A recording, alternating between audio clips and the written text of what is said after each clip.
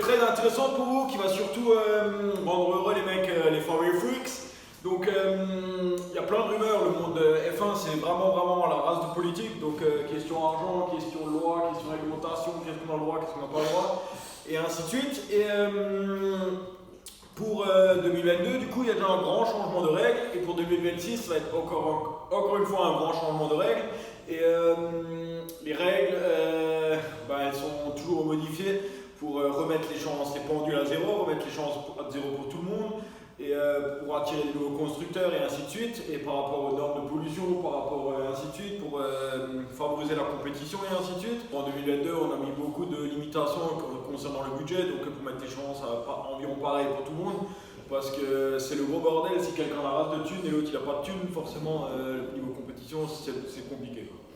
Et en fait la grande nouvelle, vous attendez maintenant déjà, c'est que VW est en train de négocier ou en train de voir pour faire une rentrée en Formule 1. Vous allez dire quoi? VW, Volkswagen en Formule 1? C'est quoi ce bordel? What? Et en fait, comme vous savez ou comme vous l'apprenez maintenant, Volkswagen, c'est pas juste Volkswagen, c'est un grand groupe avec nombreuses marques. Donc on parle de Volkswagen, Skoda, Seat, Audi, Lamborghini, Bugatti aussi peut-être Rimac, maintenant nouvellement McLaren, après il y a Ducati, il y a Scania et ainsi de suite. Donc il y a plein de marques qui sont présentées dans l'ensemble Volkswagen. Et du coup ça vous intéresse forcément. Avec quelle marque Volkswagen souhaite rentrer en Formule 1? Donc il y a plein de rumeurs, plein de machins. Donc principalement Porsche et Audi se joindraient à la discussion. Donc régulièrement il y a des discussions avec de nombreuses marques. Et là apparemment le 15 décembre il y aurait une discussion encore une fois, un regroupement et un meeting concernant les réglementations et les différents constructeurs. Donc les constructeurs actuellement présents, donc Renault, du moins Alpine, Ferrari, Mercedes seraient présents. Et Aston Martin et ainsi de suite, tout cela, enfin bref. Et apparemment à la partie se joindrait du coup Porsche et Audi aussi. Et voilà. Donc ce qui concerne bien sûr la politique, donc bien sûr Volkswagen souhaite avoir les conditions, adapter les conditions à ses besoins bien sûr, comme chaque écurie le fait.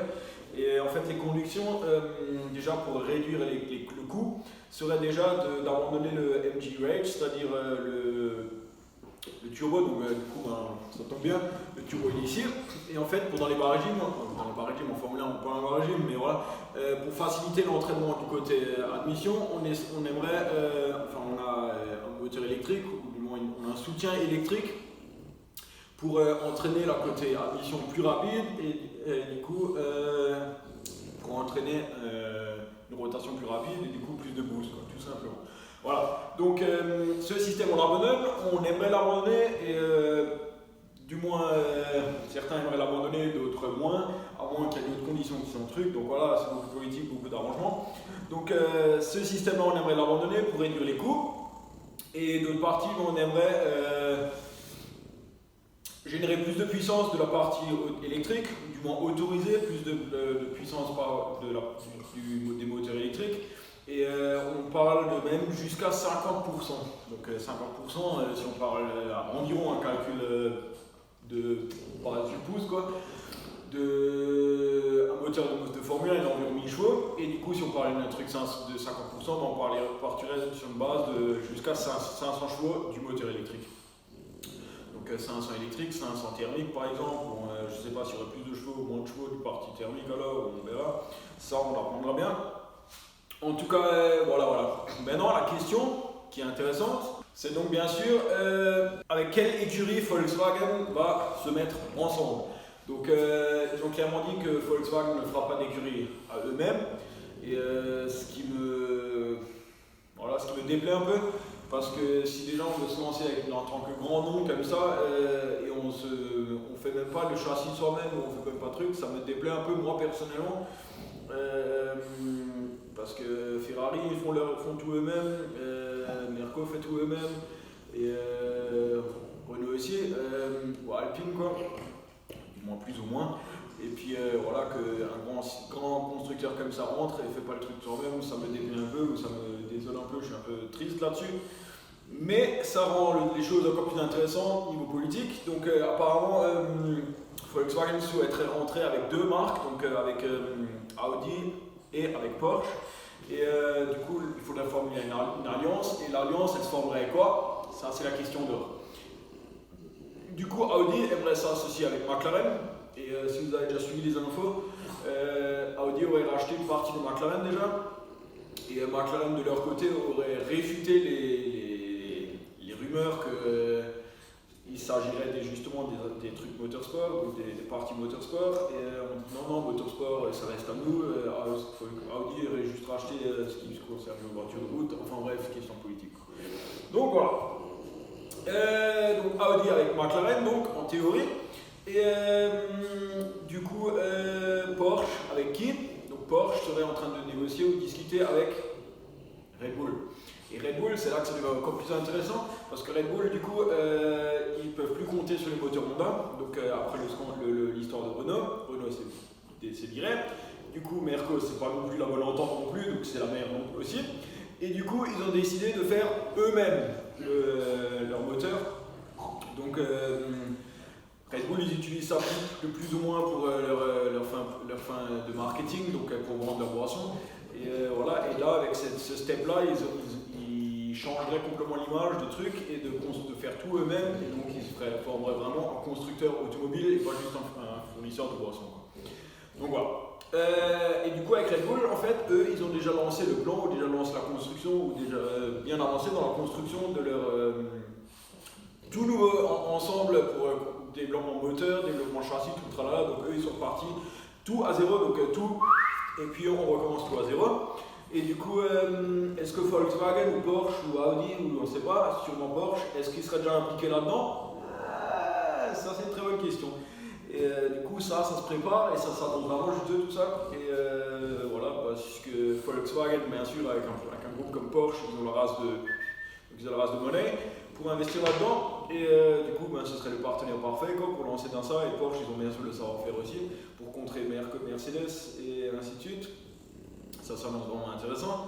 Et il faut savoir que déjà avant le APCA scandale, donc avant l'histoire de pollution, de normes de pollution, l'entourloupe qu'ils ont fait, ils avaient déjà construit un moteur, donc Volkswagen avant ça, et Porsche aussi, ils ont déjà lancé un moteur avant, qui était déjà prêt et qu'ils étaient déjà en train de développer et d'essayer. Mais ça c'est pas fait du coup, et puis voilà, après la raison, voilà. Donc en 2025 les règles seront présentées. Il faut savoir qu'à partir de 2022, à partir de l'année prochaine, 10% d'éthanol serait déjà présent dans l'essence. La Merco aurait peut-être un avantage avec leur soutien ou leur sponsor principal Petronas, donc une raffinerie déjà, donc ça pourrait être intéressant pour eux déjà. Après, on va continuer un peu. Donc, question marque qui serait intéressant, c'est que Audi, dans leur marketing ou dans leur stratégie, on va dire, que dans le niveau compétition, ils ont décidé de se retirer de Le Mans, fut un temps. Et maintenant, ils souhaiteraient se concentrer sur le Dakar. Donc, ils ont construit un bolide Dakar, quel bloc roulerait aussi. Donc, le Dakar et MDH, donc Le Mans Hypercar. Donc, il se relancerait en 2023, je crois, en 2022 ou 2023, en Le Mans de nouveau, donc dans la série la plus haute de Le Mans, et bien sûr aussi dans le Castor Racing, donc tout ce qui concerne l'endurance, donc Nürburgring, TCR et tout le tralala, comment ça s'appelle, tout ça. Et puis voilà. Mais après, se lancer dans la Formule 1, pour moi personnellement, je trouve que c'est quelque part contradictoire, parce qu'à partir de 2026, Audi, il prône l'électrique. On va faire écolo et tralala, et en même temps tu veux te lancer en Formule 1. Enfin, écolo, Formule 1, Formule 1. Enfin bref, pour moi ça paraît pas du tout compatible. Mais bon, bref, c'est comme ça. Voilà, bref. Ça, je vous laisse décider vous, je vous laisse commenter ça, cet avis là-dessus. Quelque part, on prend l'électrique, et de l'autre côté on fait la Formule 1, et enfin bref, c'est bon, vous avez compris le milieu.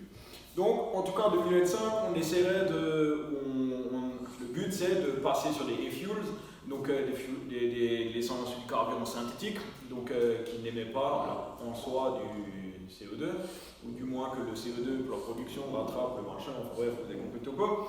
Voilà, donc on partirait sur des 1,6 litres, V6, biturbo comme d'hab, et puis sur une puissance jusqu'à 500 chevaux électriques, et voilà, pour un ensemble de 1000 chevaux aux alentours, on ne sait pas encore, et puis voilà. Donc partant d'un point de vue marketing, ça pourrait être intéressant d'adapter les nouvelles règles, donc à réduire le budget et à faciliter peut-être avec les règles et avec les normes l'accès à de nouveaux constructeurs. Donc on pense notamment à BMW, du point de vue côté constructeur allemand, on pense à BMW, parce que Mercedes y est, Porsche y serait, Audi y serait, donc les Allemands y seraient, donc moi j'irais juste encore BMW en fait. Mais est-ce que pour BMW c'est intéressant? Je ne sais pas, personnellement j'en doute. Et puis voilà, peut-être que ça attirerait peut-être des constructeurs américains, peut-être même, ça ce serait une bonne nouvelle. Je pense pas. Japonais, pareil, je pense pas non plus. Mais voilà, est-ce qu'on aura un renouveau comme en Le Mans Hypercar? Je doute vraiment fortement. Mais bon, qui sait. Parce qu'en Le Mans, franchement, là, c'est la fête pour l'année prochaine, les années à venir, vraiment, c'est la fête. Il y a la race de constructeurs qui s'y rajoute. Donc pratiquement tous les grands noms ils y seront et franchement ça fait super plaisir qu'il y a vraiment tous les grands noms qui s'y remettent et qui se lancent dans la compétition et ça fait vraiment du spectacle. Et puis voilà. Ce qui est dommage du côté point de vue spectacle, c'est que c'est plus diffusé à la télé, donc du point de vue la télé allemande, donc tu peux même plus suivre les courses, c'est juste encore en pay TV. Donc ça je trouve que c'est vraiment dommage parce que ça limite vraiment l'accès à beaucoup de personnes. Donc voilà. Ensuite ce qu'on pourrait encore parler, c'est que un peu comment VW se positionne. Donc VW se positionne clairement, donc la marque juste Volkswagen, se positionne clairement en tant que preneur de l'électrique, Audi apparemment aussi. Et donc c'est pour ça que je ne comprends pas, quelque part on prend l'électrique, on veut être purement électrique depuis 2026 et en même temps on fait une entrée en Formule 1, quelque part voilà. En tout cas, Bugatti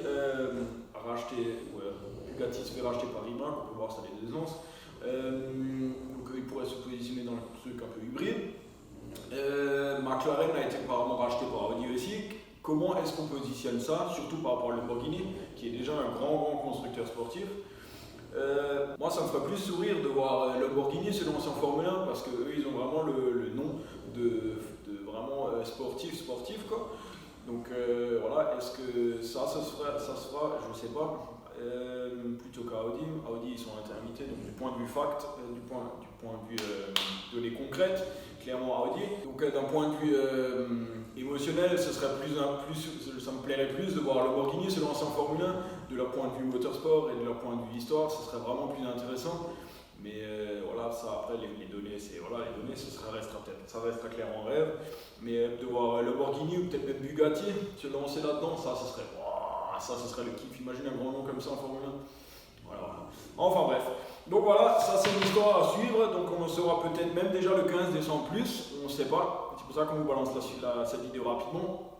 Et puis est-ce qu'on en saura plus d'ici là? On ne sait pas. En tout cas, ça promet des nouvelles. Ça a une histoire à suivre de très près. Et puis voilà. J'espère que ça vous a plu et j'espère que les mecs VW vous êtes là à fond, vous avez hâte de voir ça. Et puis voilà, nous aussi on a hâte de voir ça. Tout ce qui est motorsport et tout ça, ça nous passionne forcément en tant que passionné de d'automobile. Et puis voilà.